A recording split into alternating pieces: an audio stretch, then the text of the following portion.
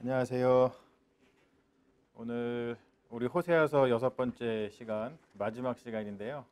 오늘 생각보다 많이들 들어오셔서 제가 감사드립니다. 오늘 호세아서 6번째 마지막 강의는 12장, 13장, 14장 이렇게 3장을 살펴보게 될 텐데요. 12장, 13장, 14장의 개관을 먼저 좀 살펴본 다음에 또 좀 자세한 내용을 들어가는 그런 방식을 갖도록 하겠습니다. 제가 나눠드린 그 핸드아웃을 좀 보시면서 참고하시면서 같이 보시면 되겠는데, 일단 호세아서는 제가 늘 말씀드렸듯이 계속해서 인애라고 하는 단어와 그리고 이제 정의라고 하는 말, 이것이 중심을 이루고 있다 그랬습니다. 인애라고 하는 것은 우리나라 말로 인애로 옮겨서 그런데, 이것은 히브리어의 헤세드를 가리키는 거예요. 헤세드인데, 헤세드를 갖다가 뭐 인자라고도 번역을 하고, 그냥 우리가 잘 아는 쉬운 단어로 사랑이라고 번역을 하기도 합니다만, 그냥 사랑이 아니고요. 언제나 성경에서 말하는 인애, 사랑, 헤세드, 이거는 언약적 사랑이라는 거예요. 언약적 사랑. 굉장히 중요한 개념이라고 그랬죠. 여러분, 제가 이 정도 강조했으면 여러분들이 좀 이거를 이렇게 좀 이제는 머릿속에, 마음속에, 그래, 구약에서 나오는 사랑은 그냥 사랑이 아니라 언약적 사랑이지, 헤세드지 라고 하는 것을 이제 좀 잘 아시면 좋겠습니다. 이 언약적 사랑이라는 것이 굉장히 중요한 개념입니다. 구약 성경에서. 그래서 이 언약적 사랑, 헤세드, 인애, 정의, 그래서 일로 돌아와라, 하나님에게로 돌아와라 라고 하는 것은 이 언약적 사랑 안으로 돌아와라, 이런 뜻이거든요. 그래서 이것이 무엇인지를 계속 알아가고 더 깊이 있게 우리가 깨닫는 것이 굉장히 중요하다고 생각을 합니다. 호세아서 12장은 고발, 심판, 선포가 이루어지고 있어요. 12장은, 호세아서 12장은. 그리고 특징이 뭐냐면, 호세아서 12장의 특징이 뭐냐면, 고발과 심판의 선포가 이루어지면서 야곱의 일화를 이용한다는 거예요. 야곱의 이야기를 이용해서 고발하고 심판을 선포한다는 겁니다. 그게 12장의 특징이에요. 여러분들이 이제 읽어보셔서 아시겠지만, 야곱의 일화가 짧게 등장을 하면서 그것과 엮어서 이 이스라엘, 에브라임의 죄악을 고발하고 그리고 이스라엘에게 심판을 선포하는 형식으로다가 되어 있습니다.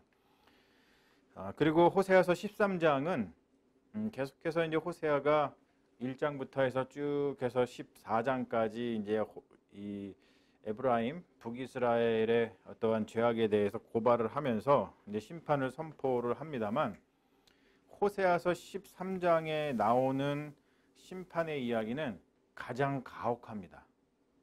정말 가혹합니다. 하나님께서 심판을 하시되 이렇게 심판하실 것이다 라고 진술을 하고 있는데, 그 심판의 내용이 정말로 가혹해요.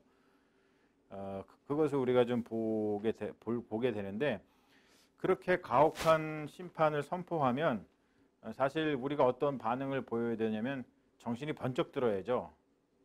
이렇게 심판을 내가 받는구나. 그러면 내가 정신을 차려야지. 그런데 과연 이제 그러냐는 거예요. 이렇게 가혹한 심판에 대한 선포의 말씀을 들음에도 불구하고 정신을 이제 못 차리는 게 문제죠. 그러면서 우리가 13장을 보면 지금 시대도 생각이 들게 마련입니다. 뭐 지금 상황, 우리가 이렇게 팬데믹을 겪고 있습니다만, 이것이 다 이제 어떤 기후 변화에서 온 것이다라는 것을 수많은 과학자들이 이제 이야기를 하고 있음에도 불구하고 여전히 우리가 정신 못 차리고 사는 거 똑같죠. 그리고 또 뭐 그것을 뭐 요즘 시대를 또 들 것도 없이 구약에 나오는 노아 시대의 이야기를 보더라도 그렇게 노아가 방주를 지으면서 이제 그 당시 그 사람들한테 우리가 좀 정신 차리자 이렇게 이야기를 함에도 불구하고, 그리고 이러한 심판이 있을 것이다 라고 이야기함에도 불구하고 다들 말을 듣지 않고 그냥 장가 갈 사람 장가 가고 시집 갈 사람 시집 가고 뭐 놀고 먹을 사람 놀고 먹고 이제 그랬던 것을 우리가 기억을 하죠. 그런 것처럼 13장에서도 이렇게 가혹한 심판의 말씀이 선포되고 있는 가운데 우리가 질문해야 될 것은 그러면 어떻게 해야 되지? 이렇게 가혹한 심판을 피하기 위해서는 어떻게 해야 되지? 이러한 질문 그리고 또한 간절함 이런 것들이 사실은 있어야 되거든요. 그러면서 이제 14장을 들여다 봐야 됩니다. 그러면은 어떻게 우리가 이 가혹한 심판으로부터 벗어날 수 있을 것인가라고 할 때 이제 14장에서 결론은 뭐냐면 하나님의 언약적 사랑으로 돌아오라는 거예요. 하나님의 언약적 사랑으로 돌아오라. 그래서 우리는 14장 마지막 호세아서 14장에서 언약적 사랑에 충실하신 그런 하나님의 사랑을 우리가 이제 목도하게 발견하게 된다는 것이죠. 자, 이러한 흐름을 가지고 있습니다. 12장과 13장과 14장은 이러한 흐름을 가지고 있는데 이것을 하나씩 자세하게 살펴보도록 하겠습니다. 제가 나눠드린 핸드아웃 번호 4번 이제 호세아서 12장 분석을 해보도록 하죠. 자, 제가 아까도 말씀드렸습니다만 인애와 정의 이것과 12장에서는 아주 대비되는 이스라엘의 모습을 보여주고 있는데 인애와 그리고 속임수예요. 이게 가장 많이 등장하는 단어입니다. 12장에 여러분들이 12장을 읽어보시면 아시겠지만 거짓 가장 많이 등장을 합니다. 거짓, 속임수, 그래서 거짓, 폭력, 그리고 거짓 저울. 이제 거짓 저울이라고 하는 이 메타포를 이용해서 이제 북이스라엘이 에브라임이 무엇을 지금 잘못을 하고 있는지를 이 거짓 저울이라고 하는 메타포를 통해서 드러내고 있죠.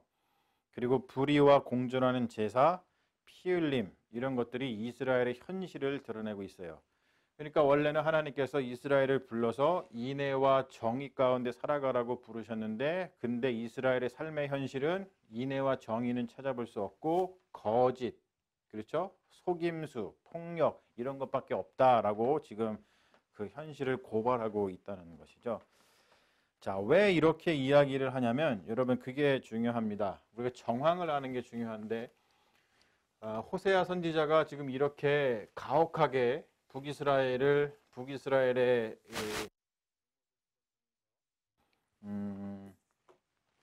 심판을 선포하는 이유는 북이스라엘의 그 국제 정세 때문에 그래요. 아수르, 그렇죠? 우리가 잘 알아야 된다 그랬어요. 아수르, 애굽이라고 하는 아주 큰 제국이 있었습니다. 자, 이런데 힘이 세죠. 당연히 제국이니까 파워가 셌어요. 근데 애굽과 이 아수르에 의해서 북이스라엘이 안전을 보장받으려고 했습니다. 우리가 아수르한테 잘 보이고 애굽한테 뭔가 공물을 바치고 그러면은 아수르와 애굽이 우리 북이스라엘을 안전하게 보호해 줄 거야. 자, 안전하게 보호해 주면서 아수르와 애굽 덕분에 우리나라의 미래가 밝을 거야. 이렇게 생각을 했다는 것이죠. 자, 그런데 문제는 뭐냐면 이 북이스라엘이 자신들의 삶에서 공의, 인애, 정의 이런 것을 행하지 않고 일상생활 삶 속에를 들여다보면 거짓, 폭력 이런 것이 가득했다는 거예요. 그런 것이 가득한 채로 그냥 놓아둔 다음에 다른 나라 또는 다른 사람으로 인해서 나의 안전과 나의 미래가 보장받을 거야 라고 생각하는 것은 바람을 먹는 것이며 동풍을 주머니에 담아두려는 것이다 라고 표현을 하고 있어요. 동풍이라고 하는 것은 이 구약 성경에 아주 자주 등장하는 이야기죠. 우리가 경험을 해보지 못해서 그런데 우리 캘리포니아의 그 비유를 들자면은 그 산타에나 그 바람 아시죠? 그 산타에나 바람이 확 불어가지고 그냥 뭐 산불 엄청 일어나면은 그 악마의 바람이라 그러잖아요. 그것 때문에 막 모든 게 타고 모든 게 다 무너지고 막 그러잖아요. 그런 것처럼 이 이스라엘에서 이 팔레스타인 가나안 땅에서 동풍이 불면 그게 너무나 건조한 바람이어 가지고 그 동풍이 지나가고 나면 모든 게 다 건조해져 가지고 살 수가 없어요. 예, 그런 바람입니다. 그러니까 그런 거를 그냥 담아두고 있다는 것이죠. 이게 비유를 하자면 비리업조와 같은 거예요. 경찰이라든지 검찰 그것을 뒷배로 두고서 야, 우리가 검찰하고 경찰이 뒷배에 있으니까 내가 무슨 짓을 해도 우리는 안전해. 우리 비즈니스의 미래는 보장되어 있어. 이렇게 생각해서 삶 속에서 거짓과 폭력을 일삼는 그런 비리업주처럼 북이스라엘이 아수르와 애굽을 등에 업고서 우리가 아수르하고 애굽을 등에 업었으니까 우리는 지금 안전해. 우리는 미래가 보장되어 있어. 이렇게 생각을 하면서 삶 속에서 거짓과 속임수 가운데 살았다는 겁니다.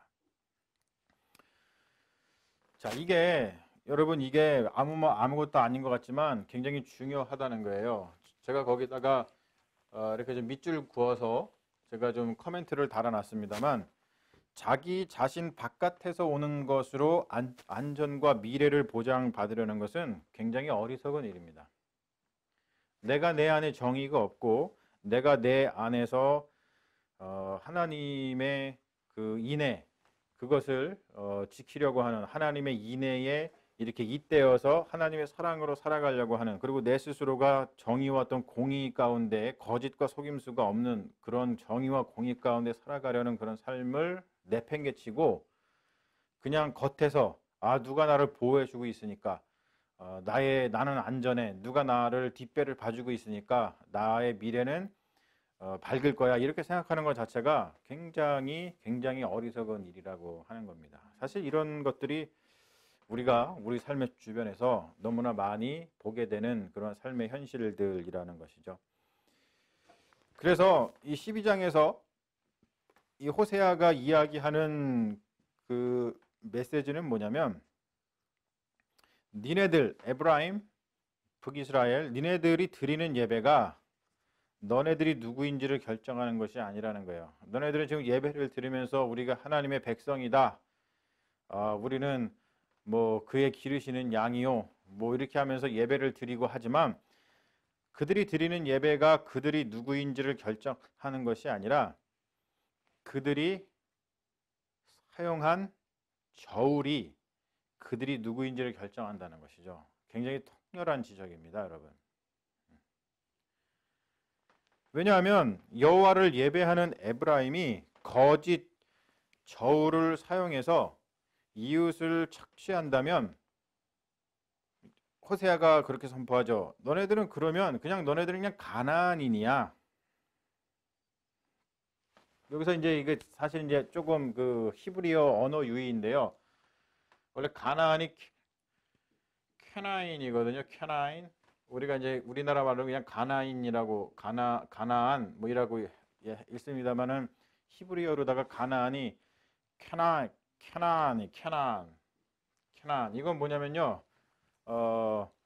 상인이라고 하는 뜻을 가지고 있어요. 상인. 니네는 그러면 가나안이야, 상인이야. 뭐냐면 거짓 저울을 가지고 장사하는 상인이야. 이렇게 하는 뜻입니다. 굉장히 통렬한 거죠. 자기들은 우리가 예배를 너무나 잘 드리고 뭐 베델에서 예배를 엄청 드리고 단에서 예배를 드리고 뭐 길갈에서 예배를 드리고 그러면서 그냥 부를 쌓으면 쌓을수록 엄청나게 그냥 하나님 성전에 가서 그 예배 처소에 가가지고 엄청난 예배를 드렸단 말이에요. 북이스라엘이 실제로 그랬거든요. 그러니까 자기들이 예배를 그렇게 열심히 드리니까 우리는 하나님의 백성이야. 우리는 잘 살고 있는 거야. 이렇게 생각을 했다는 것이죠. 그런데 호세아가 지금 통렬하게 그들을 꼬집는 게 뭐냐면 니네들이 예배 드리는 그것 때문에 니네가 누구인지 결정되는 게 아니라 니네들이 지금 삶 속에서 사용하고 있는 저울을 보면 그 저울이 거짓 저울이기 때문에 그게 너네들의 모습을 보여준다는 것이죠. 참 통렬하죠, 여러분. 그러면서 북이스라엘이 에브라임이 8절에 12장 8절에 이렇게 이야기한다는 거예요. 야, 나는 정말 부자가 됐다. 제가 말씀드렸죠. 이때가 여로보암 2세 때라고. 여로보암 2세 때가 북이스라엘이 가장 잘 먹고 잘 살 때였어요. 그러니까 모든 사람들이 야, 경제가 너무 좋다 그러면서 우리가 정말 부자가 됐다. 8절에 보면 내가 단단히 한몫 잡았다. 내가 그냥 손이 닳도록 이렇게 벌어서 내가 이렇게 부자가 됐는데, 그런데 누가 나를 부정축제했다고 나를 그렇게 비난할 수 있냐? 이렇게 이야기한다는 거예요. 그러면서 야곱의 이야기를 엮어서 그것을 이야기하거든요. 이 호세아가. 그럴 때 뭐라고 이야기하냐면, 사실 야곱의 그 스토리는 우리가 알고 있습니다만 우리가 잘 아는 자수성가한 사람이잖아요. 완전히 땡전 한 푼 없었었는데 열심히 가가지고 그냥 삼촌네 집에 가서 머슴살이 하면서 그냥 일하고 뭐 해가지고 자수성가한 사람이잖아요, 야곱이. 그렇죠? 그런데 호세아가 이 야곱의 이야기를 통해서 이렇게 자수성가하는 어떤 스토리, 지금 이게 뭐냐면 에브라임이 얘기한다는 거예요. 내가 이렇게 열심히 벌었어. 내 손이 닳도록 이렇게 벌었는데 누가 나를 부정축제했다고 나한테 비난할 수가 있어? 막 이렇게 하는 거거든요. 8절이. 그런데 지금 호세아가 바로 그것을 지금 심판을 선언하는 거예요. 왜냐하면 자수성가 스토리를 별로 긍정적으로 평가하지 않습니다. 어떠한 성취 그리고 어떠한 것을 얻기 위해서 내가 고생을 많이 했다라고 했는데 그것이 소중한 게 아니라, 그렇게 고생하고 그것을 성취하고 내가 이러한 부를 이루기 위해서 그 과정에서 내가 어떠한 저울을 사용했는지, 인애와 정의의 기반을 두었는지, 이것이 중요하다고 이제 호세아는 이야기하고 있는 것이죠. 참 이런 이야기를 들으면 우리가 우리의 삶의 모습을 들여다보지 않을 수 없어요. 제가 거기에 인애와 정의인데 지금 제가 이야기한 부분을 인재와 정의라고 잘못 적어놨어요. 인재를 인애로 고쳐주세요. 자, 이러한 상황 가운데 호세아가 이 북이스라엘한테, 에브라임한테 이야기하고 있는 것은 뭐 이 말씀입니다. 6절. 호세아 12장에서 가장 핵심적인 말씀은 6절이죠. 너희는 너희 하나님께 돌아와 사랑과 인애와 정의를 지키며 너희 하나님만 바라고 살아라. 이 말은 뭐냐면 인애와 정의를 저버린 채 커다란 성취와 업적을 이루기 위해서 고생을 마다하지 않고 수고하며 그 이면에서 거짓 저울을 통해서 다른 일을 억압하고 압제하며 그 피를 흘리게 하면서도 막대한 제사를 하나님께 드리는 에브라임은 하나님을 화나게 했다는 것이죠. 이것이 바로 호세아가 북이스라엘 에브라임을 고발하는 내용입니다. 이게 고발하는 내용입니다. 그러니까 이게 12장의 이제 핵심인 것을 우리가 알 수 있죠. 자, 이렇게 하나님을 화나게 했어요. 거짓 저울을 통해서. 그런데 이제 13장에 가면은 이제 그것에 대한 심판이 이제 선포가 되는 건데 아주 무지막지합니다. 자, 어떻게 13장이 그 전개가 되냐면, 일단 에브라임이 얼마나 뛰어난 존재였는지에 대해서 이야기를 해요. 1절하고 2절에 보면 에브라임이 한번 입을 열면 모두 떨더니 에브라임이 이스라엘에서도 으뜸이더니, 이런 이야기를 하죠.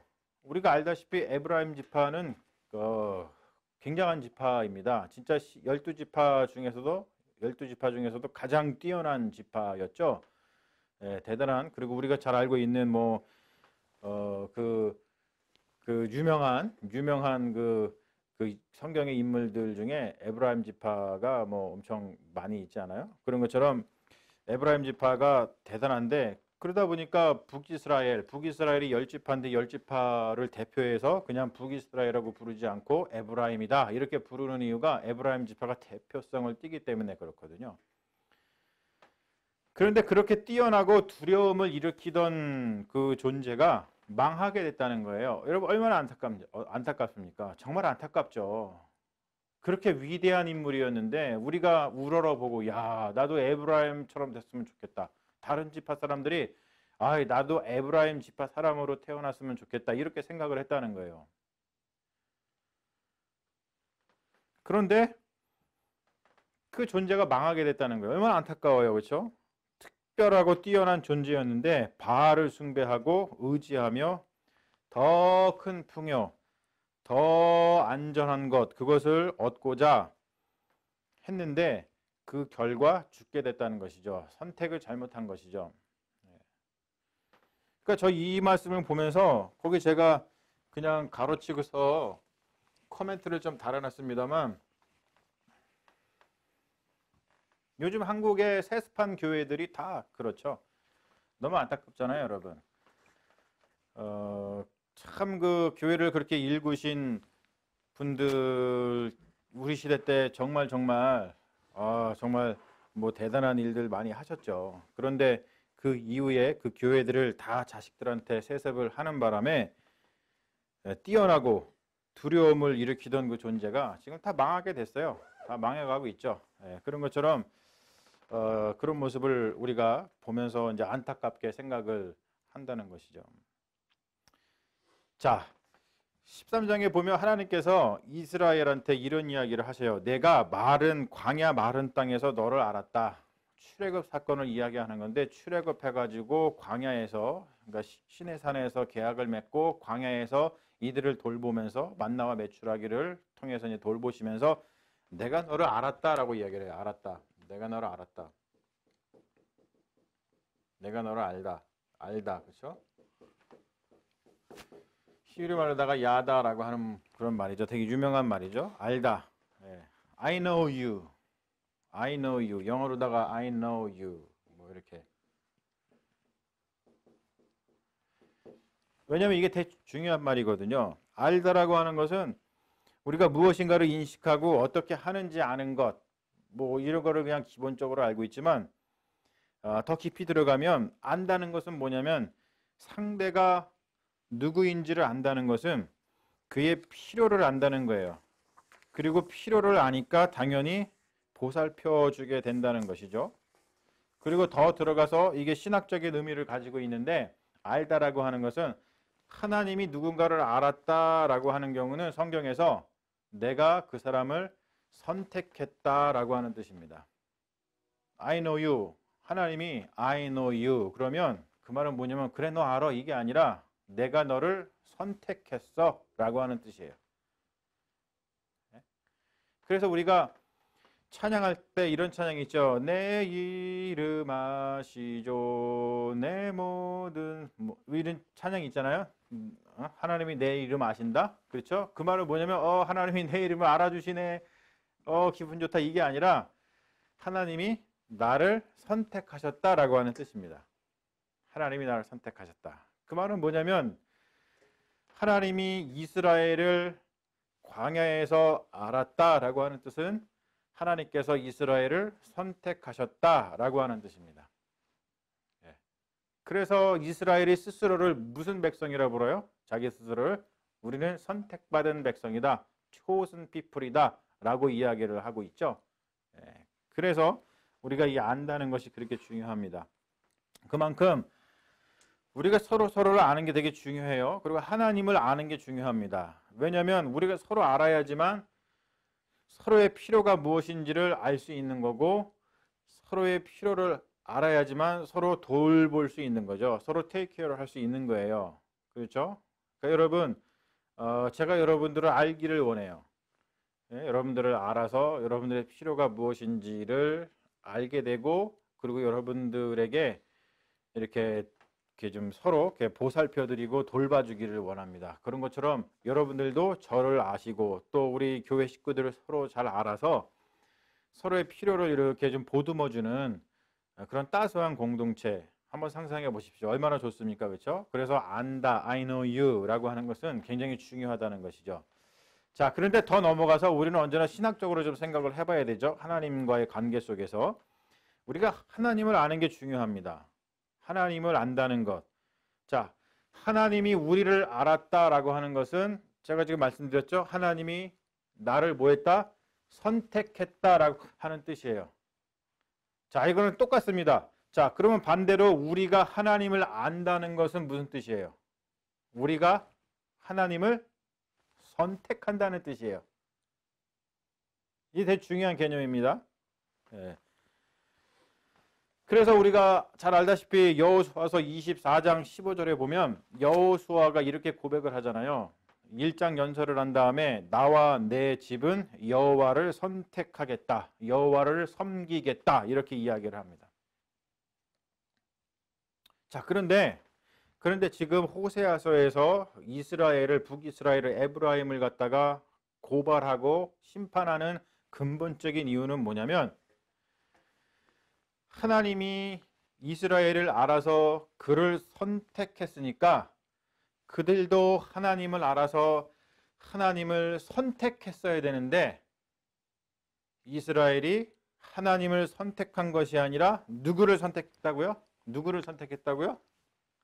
애굽과 그렇죠? 아수르를 선택했다는 거예요. 이게 엄청나게 큰 잘못이라는 거죠. 에브라임은 하나님을 선택하지 않고 바알을 선택하고 애굽을 선택하고 아수르를 선택을 했어요. 그런데 그렇게 된 이유를 갖다가 밝히고 있는데 여러분 이것이 또 되게 중요하다고 봐요. 이것은 아주 우리에게 아주 실제적으로 중요한 그러한 신앙적인 교훈을 주고 있는데 이들이 하나님께서 이렇게 해서 길러주셨어. 그래가지고 이들이 잘 먹고 잘 살게 되었어요. 그러니까 이제 이 호세아의 표현대로 하자면 이제 배가 부르고 마음이 교만해졌어요.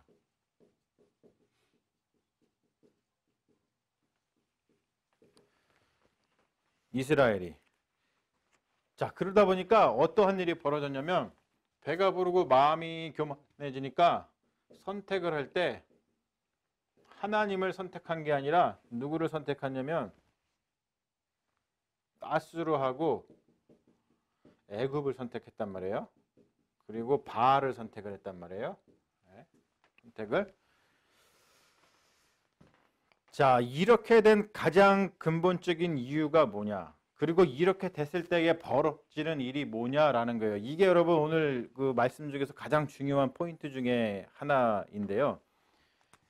자, 배가 부르고 마음이 교만해진 에브라임이 하나님을 선택하지 않고 다른 것을 선택을 했습니다. 그래서 하나님의 종이 되기를 거부하고 이것의 종이 되기로다가 선택을 해요. 이런 역설이 벌어진다는 거예요. 여러분 이게 우리도 신앙생활하면서 굉장히 조심해야 될 것이고 우리가 사실 겪고 있는 삶의 문제이기도 합니다. 이 시대가 겪고 있는 아주 근본적인 문제이기도 하고요. 자, 이러한 일이 벌어지는 잘못된 선택을 하는 이런 어처구니 없는 이런 일이 벌어지는 가장 근본적인 이유가 뭘까요? 그게 이제 호세아서의 아주 핵심적인 사항인데요. 뭐냐면 이들이 헤세드를 잊어버렸기 때문이다 라고 이야기하는 거예요. 이런 일이 발생하는 가장 근본적인 이유는 그들이 언약적 사랑 헤세드를 잊어버렸기 때문이에요. 그래서 이들은 뭐냐면은 선택을 잘못해요. 자, 그 말은 뭐냐면 다른 말로 표현해서 이들에게 하나님을 아는 뭐가 없어요? 지식이 없는 거예요. 자, 아까 제가 말씀드렸죠. 강조해서 하나님이 우리를 안다는 것은 하나님이 우리를 선택했다는 뜻이죠. 똑같이 우리가 하나님을 알면 우리는 어떤 행동을 취하게 된다고요? 우리는 하나님을 선택한단 말이에요. 그렇죠? 그런데 이들이 하나님을 선택한 것이 아니라 바알을 선택하고 애굽을 선택하고 아수르를 선택했다는 말은 뒤집어서 뭘 의미하냐면 이들에게 하나님을 아는 지식이 없다는 뜻입니다. 그래서 뭐라고 표현해요? 내 백성이 망하는도다. 왜 망한다고요? 하나님을 아는 지식이 없어서 망한다. 이렇게 이야기를 하는 겁니다. 이게 호세아서의 아주 핵심적인 내용이에요. 그러니까 생각해 보세요. 여러분들도 우리가 하나님을 알아요? 우리가 하나님을 알면 어떻게 한다고요? 우리는 매 순간 누구를 선택한다? 하나님을 선택한단 말이에요.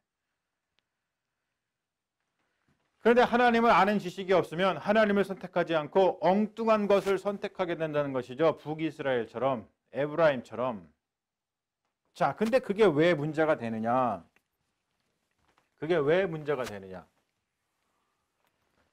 왜 문제가 되냐면 하나님을 선택을 하면 하나님의 종이 돼요.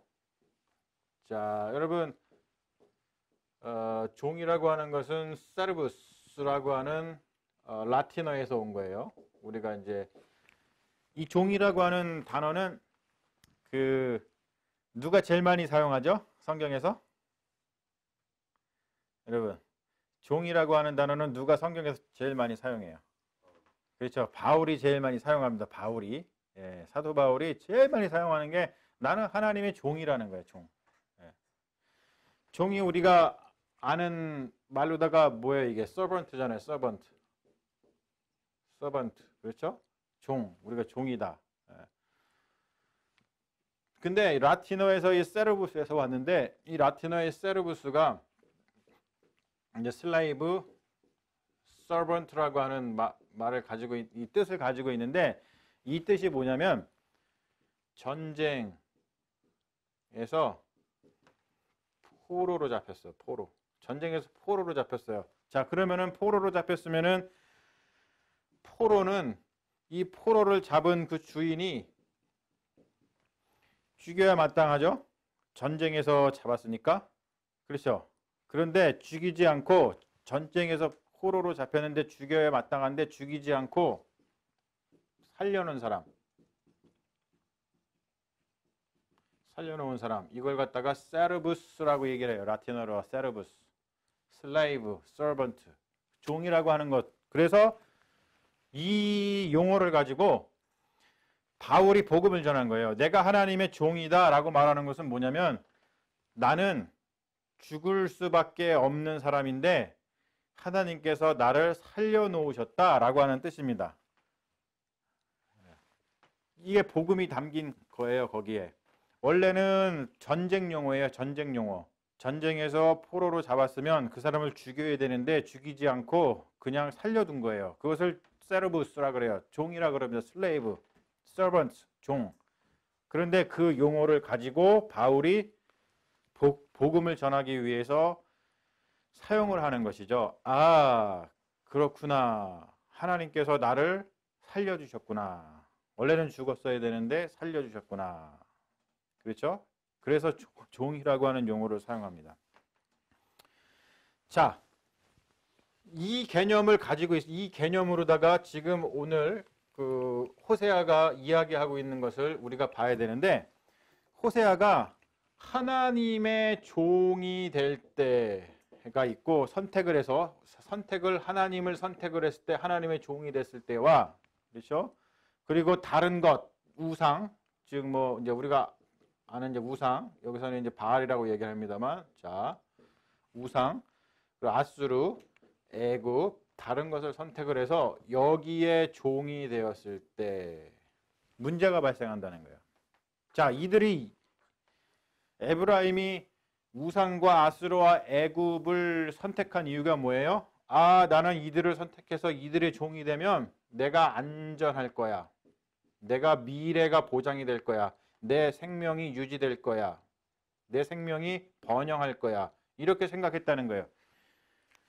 그러니까 이들도 그냥 선택하는 게 아니죠. 뭔가 자기들한테 좋은 게 있을 거라고 생각하고서는 우상, 바알, 아수르, 애굽을 선택을 하는 건데 이들이 그들을 선택하면서 이들에게 기대하는 게 뭐냐면 아, 이들이 우리한테 안전을 가져다 줄 거야. 아, 이들이 우리한테 미래를 보장해 줄 거야. 아, 이들이 우리의 생명을 번성하게 해줄 거야. 라고 생각하면서 이들을 선택했다는 거예요. 그런데 문제가 뭐죠? 문제가 뭐냐면 계속해서 호세아가 안타까워하는 게 뭐냐면, 야, 이 바보들아, 니네가 그렇게 안전을 보장해 줄 것 같고 미래를 보장해 줄 것 같고 생명을 번영시켜 줄 것 같았던 이 아수르, 이 애굽, 특별히 이 아수르, 여기에 의해서 뭐 할 것이다? 너네들이 멸망당할 것이다 라는 거예요. 여러분, 실제로 이루어졌어요? 안 이루어졌어요? 이루어졌죠? 이들이 누구한테 죽임을 당했어요? 북이스라엘이 누구한테 망했어요? 아수르한테 망했습니다. 너무 바본 거지. 호세아가 이것을 간파했다는 거예요. 아니, 이들의 종이 되면 이들이 니네들 안전을 보장해 줄 것 같아? 니네들 미래를 보장해 줄 것 같아? 얘네들이 니네 생명을 지금 이렇게 잘 먹고 잘 사는데 이것을 계속해서 유지시켜 줄 것 같아? 바보들이라는 거예요. 절대 그렇지 않다는 것이죠. 바로 니네들이 종이 돼서 니네들이 그렇게 간절히 원하던, 그래서 니네들이 선택했던, 하나님을 버리고 선택했던 그 아수르한테 너네들은 멸망당할 것이다 라고 선포하는 게 호세아서의 말씀입니다. 너무 통렬하죠? 너무 섬뜩하지 않아요, 여러분? 너무 섬뜩한 말이에요. 우리도 우리 삶 속에서, 아, 내가 이거를 붙들면, 내가 이것을 선택하면, 이것에 내 마음을 주면, 내가 이거를 좀 붙들고 있으면, 그러면 이게 나한테 이익을 가져다 주고 생명을 가져다 주고 나의 안전을 보장해 주고 미래를 보장해 줄 거야 라고 믿지만, 그래서 선택하지만 바로 그게 나를 멸망시킨다는 거예요. 바로 그게. 여러분, 이 음성이 들려야 돼요. 호세아서의 이 절절한 음성이 사실은 들려야 돼요. 이게 너무 통렬해가지고 정신이 번쩍 드는 거지, 이게 사실은. 그게 아니라는 것이죠. 아무리 해도 하나님의 언약적 사랑 안에 거할 때 안전과 미래와 생명이 보장되는 것이지, 다른 거를 선택을 하면 망한다는 거예요. 여러분, 이것은 진짜 너무나 중요한 말씀이어서 어떻게 그냥 제가 능력이 있어갖고 여러분들의 마음과 머리를 확 휘저을 수 있는 능력이 있으면 들어가서 막 휘저어놓고 싶네요, 그냥. 그렇게 지금 되고 있는지 모르겠는데 정말 너무 중요한 겁니다. 우리가 뭘 선택하느냐는 거예요. 우리가 진짜 하나님을 아느냐는 거예요. 진짜 하나님을 알면 누구를 선택한다? 하나님을 선택한다. 하나님이 우리를 아신다는 것은 우리를 선택하셨듯이.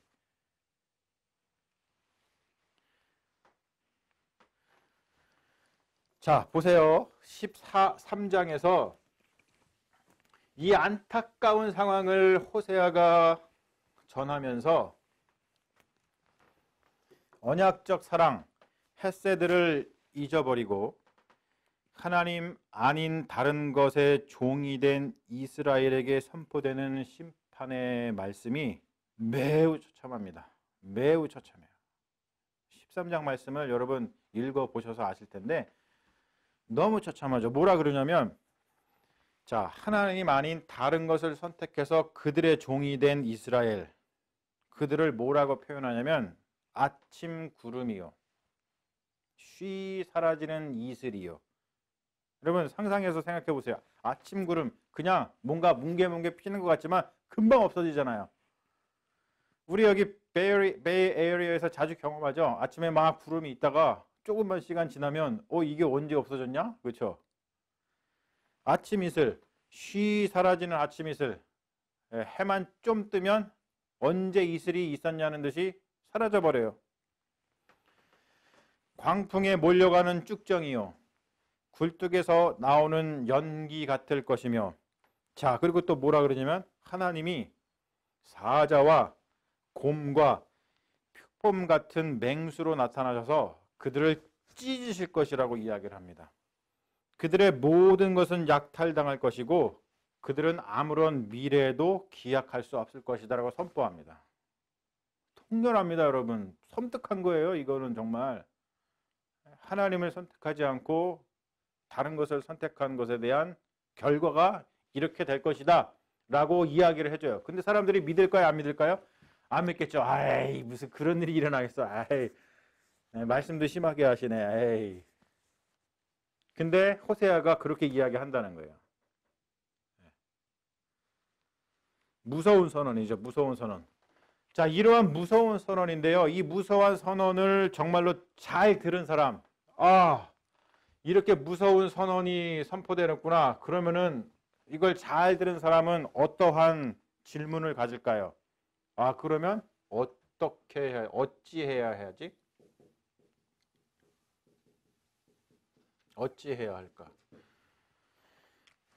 여러분, 그렇잖아요. 우리가 사도행전 16장에도 보면은 사도 바울이 빌립보에서 신라와 함께 이렇게 그 복음을 전하다가 빌립보 감옥에 갇히잖아요. 갇히고 나가지고 엄청난 그 하나님의 역사가 일어나가지고 감옥 문이 열리고 막 그랬을 때 그 간수들이 큰일 났다, 이제 이 죄수들 도망갔으니까 우리가 죽었다. 그러고 나서 이제 딱 죽으려고 그럴 때 바울이 잠깐, 그리고서는 우리 여기 있으니까 걱정하지 말라고, 그리고 복음을 전했잖아요. 그랬더니 그 간수가 뭐라고 물어봐요? 그러면 우리가 어떻게 하여야 구원을 받으리까 물어봅니다. 우리가 어찌 해야 됩니까?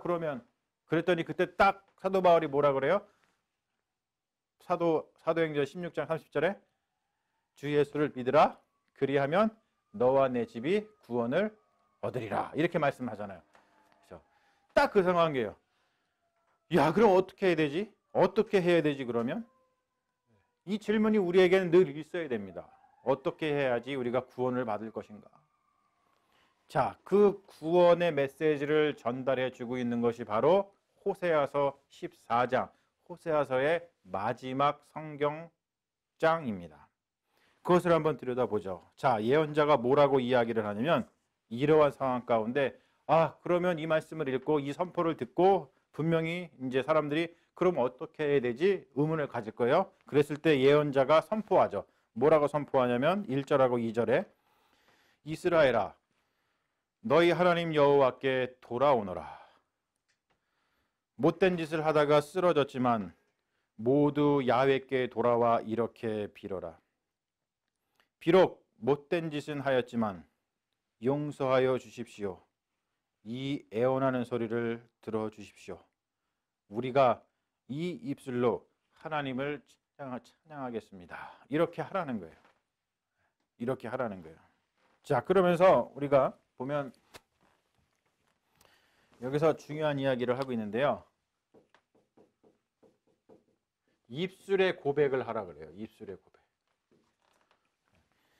자, 입술의 고백을 하라는 것은 단순히 그냥 말로만 뭐 하라 이런 뜻이 아니라는 거예요. 일단은 이 고백을 잘 해야 돼요. 고백 신앙. 예, 이 고백 신앙 이것을 갖다가 우리가 크리드라 그러죠. 그래서 우리도 사도 신경을 통해서 뭐예요? 신앙을 고백하죠. 그렇죠? 그래서 이 크리드 고백 신앙은 단순히 뭐 기독교가 생겨난 이래로 뭐 이게 뭐 나온 게 아니라 이때부터 구약 성경에서부터 하나님에 대해서 네가 뭐라고 고백하는지에 대한 이 고백, 입술로의 고백 신앙은 아주 깊은 전통을 가지고 있는 그러한 그 신앙의 전통입니다. 자, 뭐라고 고백을 해야 되는지를 호세아가 3절에서 이야기를 해주고 있는데 제가 그것을 직역한 것을 거기다 적어놨어요. 한번 보세요. 뭐라 그러냐면 아수르는 우리를 구원하지 못합니다. 우리는 말을 타지 않겠습니다. 다시는 우리가 우리 손으로 만든 것을 향해 우리 하나님이라고 말하지 않겠습니다. 고아가 그 안에서 긍휼히 여김을 받습니다. 이렇게 고백하라고 이야기를 합니다. 여러분, 이것은 우리가 늘 고백해야 되는 고백 신앙이에요. 자, 아수르는 우리를 구원하지 못합니다. 여러분, 아까 13장에서 우리가 살펴본 그 이스라엘의 선택과 완전히 반대되는 것이죠. 그들이 이스라엘이 하나님을 선택하지 않고 아수르를 선택한 이유가 뭐라고요? 아수르가 자기들을 구원해 줄 거라고 생각을 했기 때문에 선택을 했는데 이제 뭐라고 고백하고 있어요? 아수르는 우리를 구원하지 못합니다라고 고백하잖아요. 우리는 말을 타지 않습니다. 자, 또 중요한 것은 뭐냐면 우리는 우리 손으로 만든 것을 향해서 우리 하나님이라고 말하지 않습니다. 자, 계속해서 이것도 호세아가 이야기했던 것이죠. 자기들이 다 손으로 만들어 놓고 거기에다가 절했다고요. 그거를 뭐라 그래요? 우상이라 그러죠. 자, 내가 내 손으로 만든 것에 절하는 거. 이게 우상 숭배인데요. 자, 이러한 현상은 지금 우리가 살고 있는 현대 사회에서 너무나 많이 사실이 일어나고 있어요. 자, 이 현상을 갖다가 무슨 현상이라고 이야기하냐면 소외 현상이라고 이야기를 합니다. 이것은 누가 이야기한 이야기냐면 여러분들이 잘 아시는 에리 프롬, 아주 유명한 그 사회학자죠. 에리 프롬, 뭐 여러 책 많이 썼잖아요. 그렇죠? 예. 에리 프롬, 이분이 소외라고 하는 말을 써가지고 우리 현대 사회의 소외 현상이 뭔지를 이야기하고 있는 건 똑같습니다. 인간이 자기들이 만들어 놓은 것을 그것에 지배를 당하는 거예요. 자, 우리가 컴퓨터를 발명했어요. 우리가 좀 생활이 편하고자 컴퓨터를 발명을 했어요. 근데 컴퓨터를 발명했는데 발명해 놓고 보니까 우리가 컴퓨터를 지배하는 것 같아요. 컴퓨터가 우리를 지배하는 것 같아요. 네? 컴퓨터가 우리를 지배하는 것 같죠? 그거를 소외 현상이라고 이야기합니다. 이거는 에리 프롬이 이야기하는 소외라고 하는 것에 대한 그 개념 정의입니다. 그러니까 이런 일이 벌어진다는 거예요. 우리는 그렇게 소외를 당해. 바보죠. 내가 이걸 통해서 행복하고자 이거를 만들어 놨어. 내가 이것을 통해서 어떤 유익을 얻고자 만들어 놨는데 내가 오히려 만들어 놓은 그것에 노예가 되는 거예요. 그것을 소외 현상이다라고 표현을 합니다. 우리가 다 이렇게 소외당하고 살고 있잖아요, 지금. 모든 사회 시스템이 지금 그렇습니다. 뭔가를 만들어 놓으면 그것을 통해 가지고 우리가 향유하고 이렇게 즐기는 게 아니라 그것의 노예가 돼, 노예. 뭐 쉽게 얘기해서 또 뭐 조금 더 깊이 얘기하자면 자본주의 시스템. 여러분, 자본주의 시스템은 우리가 그래도 뭐 경제 활동을 좀 잘 해보고자 만들어낸 것인데 지금 여러분 알다시피 자본주의의 노예가 됐잖아, 우리가 다. 소외 현상이 벌어지고 있다는 거예요, 거기서. 똑같습니다. 우상이라는 게 그거예요. 내가 내 손으로 만들었어. 그래서 이것을 하나님이라고 부르는 것은 무슨 뜻이냐면, 아, 이것을 통해 가지고 내가 조금 그래도 좀 잘 먹고 잘 살아보자, 이런 그 의도를 갖고서 만들었는데 오히려 그것에 종이 되고 노예가 돼 버렸어요. 이런 소외 현상이 이루어지고 있다는 것이죠. 근데 그것을 하지 않겠다는 거예요. 그것을 하지 않겠다는 거예요. 우리가 우리 손으로 만든 것을 향해서 우리 하나님이라고 부르지 않겠습니다. 그 말은 뭐냐면 내가 더 이상 내가 만든 무엇 때문에 그런 것들 때문에 나 스스로를 소외시키고 또 다른 사람들도 소외시키는 일이 없겠습니다. 그런 뜻입니다. 저는 이거를 생각하면서 이거를 좀 묵상하면서 이런 생각을 좀 해봤어요. 옛날에 우리 그 한국에 초기에 그 선교사들이 들어왔을 때, 그죠? 100년 전에 들어왔을 때 선교사들이 한국에 복음을 전하면서 이때는 좀 이제 조금 이렇게 보수적인 선교사들이 많이 이제 들어왔던 시대고 그 시대가 굉장히 보수적인 복음이 전달되던 시대거든요. 기독교 역사를 보면 이 19세기가요. 굉장히 보수적인 그 시대입니다. 이 기독교 역사가에서. 뭐 이제 기회가 되면 여러분 제가 기독교 역사를 저기 때부터 한번 쭉 이렇게 흐름을 한번 살펴볼 기회가 있을 거예요. 제가 꼭 기획을 하고 있어요, 여러분들하고. 되게 재밌습니다. 그러면 우리가 어디에 우리의 신앙이 와 있는지를 알 수 있어서 되게 재밌거든요. 선교사들이 우리 한국에 들어왔을 때 두 가지 하지 못하게 했죠. 뭐죠? 금주와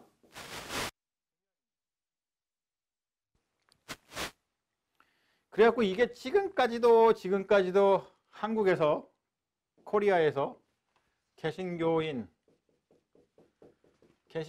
지표가 돼서 지표. 그러니까 술 담배 하지 않으면 신실한 기독교인이고, 술 담배를 하면은 뭐 조금 날라리 뭐 신자고 이렇게 생각을 하는 생각이 있잖아요. 뭐 그렇죠? 예. 왜 이렇게 웃으세요, 정경화 집사님?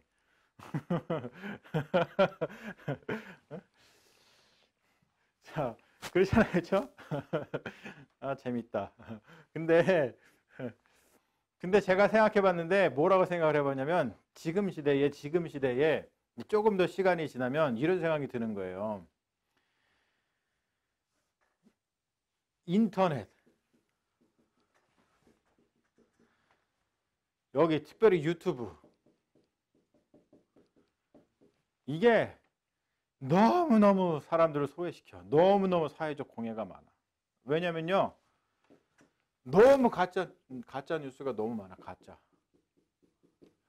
가짜 스토리, 다른 말로 표현해서 가짜 내러티브라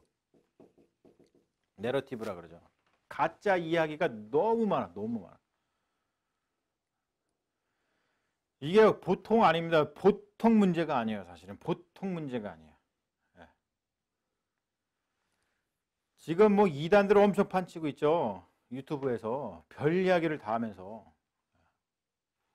그래서 이런 생각을 해봤어. 얼마 지나서 진짜 뭐 이렇게 신실한 기독교인인지 아닌지를 판가름하는 기준이 옛날에는 금주 금연이었다면 이제는 인터넷을 하느냐 안 하느냐, 유튜브를 보느냐 안 보느냐 이걸로 갈리지 않을까, 막 이런 생각까지 하게 되는 지경에 이르렀어요.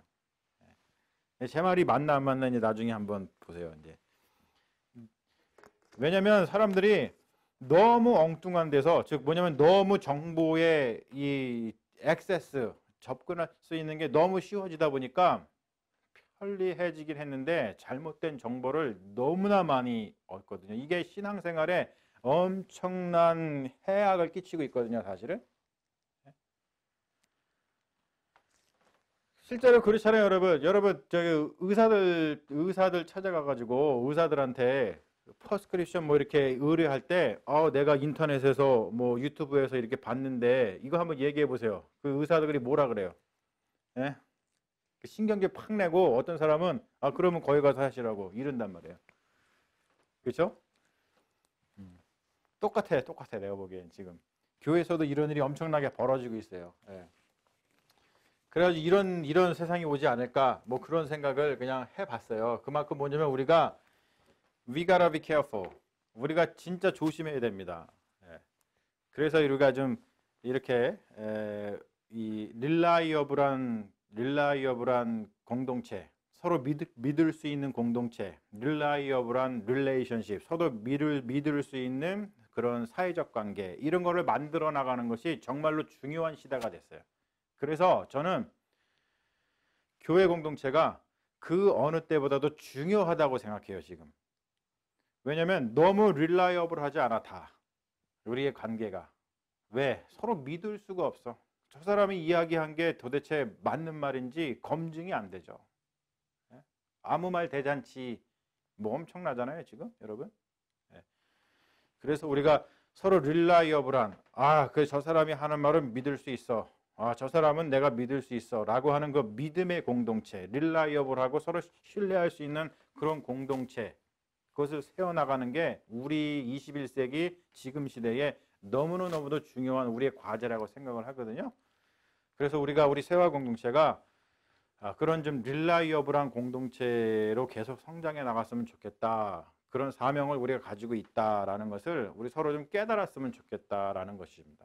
할렐루야, 아멘, 아멘. 예, 할렐루야. 자, 그래서 보면 이 입술의 고백을 통해 가지고 하나님의 긍휼을 입는 자가 누구인지, 자, 긍휼이라고 하는 거 mercy라 그랬죠. mercy. 그렇죠? 하나님의 자비. mercy.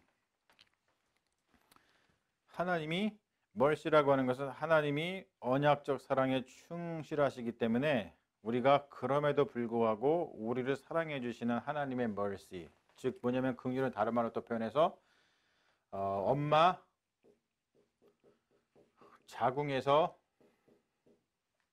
태어난 아기를 엄마가 사랑하는 마음, 이거를 mercy라 그랬어요. 그렇죠? 네, mercy라는 건 굉장히 모성애가 넘치는 그러한 단어입니다. 하나님이 우리를 그렇게 사랑하신다는 거예요. 엄마가 자기 자궁을 통해서 아기를 낳았을 때 그 아이를 보면서 Oh my precious, 너무 사랑스럽다 이렇게 사랑하시는 것처럼, 그렇게 사랑하는 것처럼 하나님이 우리를 그렇게 긍휼, mercy 사랑해 주신다는 거예요. 그러한 긍휼을 입을 수 있는 자가 누구냐? 그것을 아는 것이 하나님을 아는 것이라는 거죠. 뭐라고 표현합니까? 입술의 고백에서 마지막에 고아가 그 안에서 긍휼히 여김을 받습니다. 자, 그러면 하나님은 누구를 긍휼히 여기신다고요? 고아를 긍휼히 여기신다는 거예요. 고아가 누군데요? 고아가 누군데요? 의지할 데 없는 사람이에요. 의지할 때. 의지할 데가 없는 사람.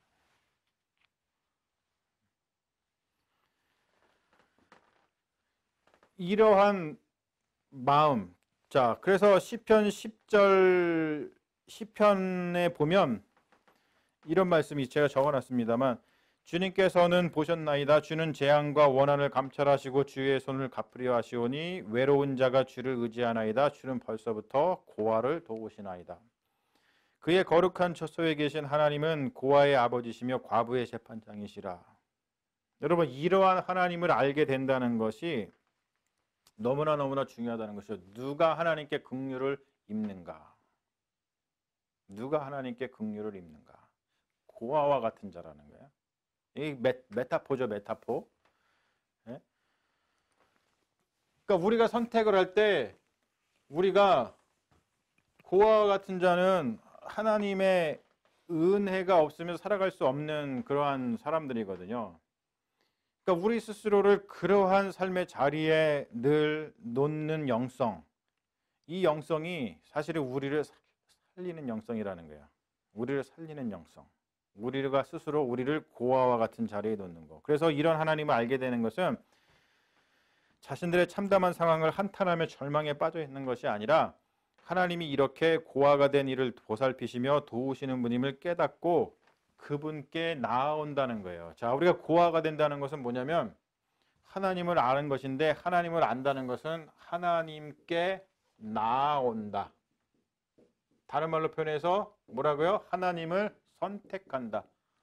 어떠한 상황에서도 다른 선택지가 놓여 있을 때 하나님께서 긍휼히 여기시는 자는 고아와 같은 자라는 것을 알고, 내가 내 스스로 고아라고 하는 그런 어떤 영성을 가지고 내가 하나님께 나아와서 하나님을 선택하는 그러한 신앙이 있어야 된다라는 것을 보여주고 있죠. 그래서 그거를 쭉 읽어보면 이것은 우리 중에 누구라도 고아와 같고 과부 같을 수 있음, 즉 사회적 약자가 될 수 있음을 보여주면서 하나님이 그러한 약자를 긍휼히 여기신다는 점에서 사람을 향한 하나님의 사랑은 그의 능력이나 권세나 외적인 것에 좌우되지 않음을 보여준다. 저는 이게 너무너무 사실은 이러한 하나님이 이런 분이시라는 것이 너무너무 사실은 좋고 멋있어요. 제가 기독교 신앙을 가지고 있고, 제가 기독교 신앙이 저한테는 그냥 운명처럼 다가왔죠. 모태 신앙이니까 엄마 뱃속에서부터 교회를 다녔으니까, 엄마 뱃속에서부터 엄마 아버지는 목회를 하셨으니까 저는 그냥 운명처럼 기독교 신앙을 받아들이게 됐지만, 나중에 제가 기독교 신앙이 무엇인지를 깊이 있게 공부하면 할수록 하나님이 어떤 분이신가를 진술하는 기독교의 신앙의 고백을 보면서 너무나 매료가 되는 거예요. 너무 멋있잖아요. 너무 멋있어. 하나님은 고아와 같은 사람을 긍휼히 여겨주신다. 여러분, 우리가 다 누구와 같이 누구든지 다 고아와 과부와 같은 그런 사회적 약자죠. 다 우리가 연약한 사람들 아닙니까? 그런데 하나님께서는 그런 사람들을 그냥 내버려 두시지 않는다. 하나님에 대한 이러한 기독교의 이해와 선포가 너무 멋있는 겁니다. 저는 그래서 기독교 신앙을 갖게 된 것을 너무너무 자랑스럽게 생각을 하고 너무너무 사랑해요. 이러한 하나님의 사랑을 깨달을 때 고아와 과부와 나그네, 가난한 자들, 사회적 약자죠. 이런 사람들을 돌보는 것은 사회복지가 아니라 우리를 향하신 하나님의 긍휼을 닮아가는 것이다라는 것을 알 수 있다는 거예요. 우리가 왜 사회적 약자를 돌봐야 되느냐? 여러분, 그것이 바로 하나님을 닮아가는 것이기 때문에 그래요. 하나님이 그러시니까 우리도 그러는 거예요. 너무나 멋있지 않아요? 저는 너무나 이게 너무너무 멋있어요. 자, 결론을 합니다. 결론. 하나님이 뭐라고 말씀하시냐면 이스라엘은 나를 배신하였다가 병들었으나 나는 그 병든 마음을 고쳐주고 사랑하여 주리라. 하나님께서 품어주시는 헤세드의 사랑으로다가 다시 이렇게 품어주시는 이 하나님의 그 언약적 사랑에 충실하신 이 하나님의 사랑을 우리가 보게 된다는 거예요. 너무나 감사하죠. 너무나 감사한 거예요, 이거는. 그래서 마지막 말씀에 9절에 그 호세아 선지자가 이렇게 선포하고 끝나는 겁니다. 뭐라고 선포하냐면 지혜가 있거든 이 일을 깨달아라. 슬기 총명이 있거든 이 뜻을 깨달아라. 하나님께서 보여주신 길은 곧은 길, 죄인은 그 길에서 걸려 넘어지지만 죄 없는 사람, 즉 의인은 그 길을 따라가리라 라고 끝납니다. 자, 뭐라고요? 지혜가 있거든, 그리고 총명이 있거든, 그러면은 이 길을 선택하라는 거예요. 우리가 너무너무나 좋아하는 단어 아니에요? 지혜, 그렇죠? 총명, 다른 말로 해가지고 슬기, 그렇죠? 지혜와 총명이 있는 사람, 이 사람은 우리가 생각하기에 여러분, 우리가 생각하기에 이러한 사람은 수학을 잘하고 과학을 잘하고 세상의 이치를 잘 깨닫고 그래서 돈 많이 벌고 그렇게 생각을 하겠지만 우리가 지혜와 총명이 있는 사람은, 그 사람들이 정말로 깨달음과 지식이 있다면 그는 하나님과 더불어 어떻게 살아가야 하는지를 아는 사람이 지혜와 총명이 있는 사람이라는 거예요. 이거 너무 중요한 말씀이라고 생각합니다. 의라고 하는 것은 가장 기본적인 개념이 뭐냐면 올바른 관계잖아요. 의. 그래서 의인, 그러면 의인, 성경에서 말하는 의인은 뭐냐면 하나님과 올바른 관계 안에서 살아가는 사람을 의인이라 이야기를 합니다. 그게 의인이에요. 뭔가 의로운 일을 한다는 게 아니라 뭔가 저 사람이 되게 바른 생활 사나이다 이런 말을 하는 게 아니라, 성경에서 말하는 의인은 하나님과의 관계를 올바로 맺은 사람을 의인이라고 이야기를 합니다. 그러니까 하나님과의 관계를 올바로 맺었으니까 하나님을 선택을 언제든지 할 거고, 하나님을 알고 그리고 하나님의 긍휼하심을 입기 위해서 자기 자신의 영성을 어떻게 가져야 되는지를 아는 사람이겠죠. 그래서 이 말씀 보면서 마지막으로 수학도 좋고 과학도 좋아요. 모든 것이 하나님이 주시는 것이니까 나의 자녀들이 수학을 잘했으면 좋겠고 과학도 잘했으면 좋겠고 영어도 잘하고 그래서 공부도 잘했으면 좋겠어. 올레이를 받고서 좋은 대학도 가고 좋은 데 갔으면 좋겠어요. 다 우리가 바라는 거죠, 우리가 부모로서. 근데 진짜로 여러분, 우리가 우리 스스로를 바라볼 때 무엇보다도 하나님을 아는 지식을 우리 자식들에게 알려주고 싶다는 거예요. 여러분 꼭 그렇게 하십시오. 여러분 꼭 그렇게 하셨으면 좋겠어요. 하나님을 아는 지식이 있어야지만 그 사람이 진짜로 총명한 사람이고 그 사람이 진짜로 지혜 있는 사람이라는 성경의 말씀을 우리가 정말로 믿는 사람들이라면 이 말씀을 진지하게 듣는 그리스도인이라면 무엇보다도 하나님을 아는 지식을 우리 자식들에게 알려주는 그러한 일, 이게 너무나 중요하다고 저는 생각을 합니다. 참된 지혜와 총명은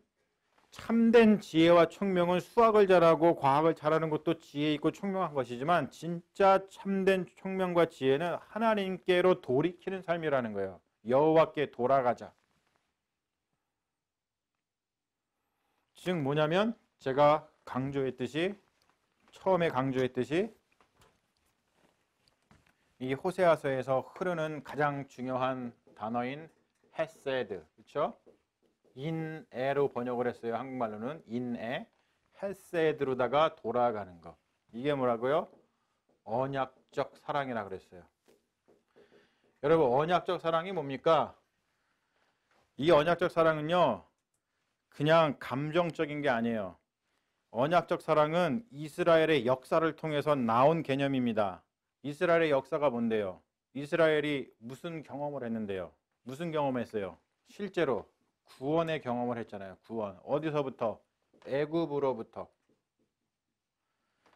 그 말은 뭐냐면, 언약적 사랑이라고 하는 것은요, 아주 우리 삶 속에 실제적인 구원의 능력이라는 뜻입니다. 아주 실제적인 구원의 능력. 나를 구원해주는 실제적인 사랑.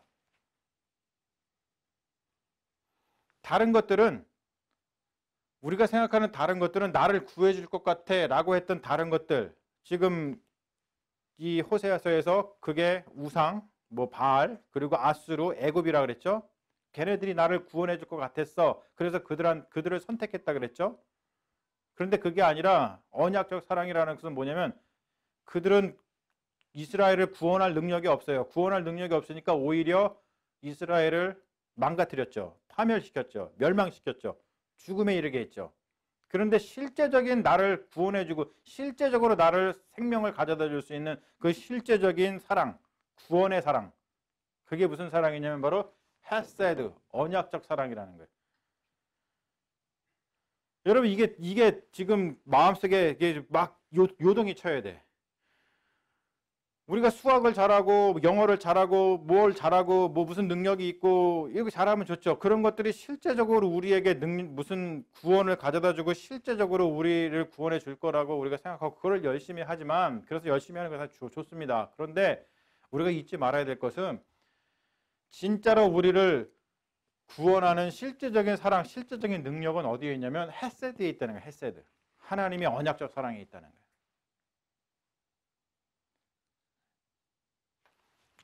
이것이 어디에, 우리 그리스도인들은 이것이 이 실제적인 구원의 능력, 실제적인 구원을 하는 사랑이 실제적으로 어디에서 나타났다고 고백을 하는 거예요? 그게 예수 그리스도에게 나타났다고 고백하는 게 우리 그리스도인이잖아요. 그렇죠? 그래서 우리는 구원받았다라고 우리 스스로를 선포하고 구원받은 백성으로 살아가는 건 아닙니까? 그러니 이게 얼마나 중요해요. 헤세드, 언약적 사랑. 일로 돌아오는 게 너무 중요하다는 거예요. 왜? 단순히 하나님 사랑해요 이게 아니라, 단순히 이게 나 하나님 사랑해요 이런 그냥 남녀 간의 이런 사랑 고백이 아니라 진짜 구원하는 능력이라는 거예요. 진짜 구원하는 능력.